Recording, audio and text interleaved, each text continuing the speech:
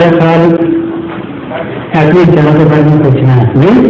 ایٹمی خیال کے بارے میں اگر کوئی صحیح اسلامی حکومت ہو تو اس کو کب تک کس قسم کی مدار استعمال کرنے کی صحیح اسلامی حکومت کو صحیح اسلامی حکومت ہونے کی ضرورت نہیں. ہاں صحیح ہو یا غلط ہو، ہتھیاروں کا استعمال کے متعلق اصول یہ ہے کہ ہتھیار ہوتے ہیں اپنے ڈیفینس کے لیے، بچاؤ کے لیے ہوتے ہیں.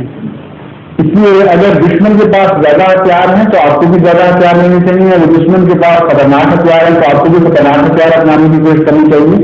یہ بنیادی اصول ہے، اس میں اسلام غیر اسلام کا کوئی فرق نہیں ہے. ایٹمی بم جو ہے وہ تو بڑی بات ہے.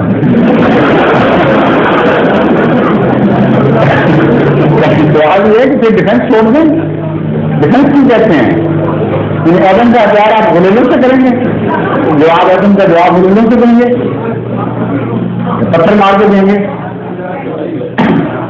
اگر دشمن کے پاس ایٹمی ہتھیار ہیں تو آپ کو لازماً ایٹمی ہتھیار حاصل کرنے کی کوشش کرنی چاہیے.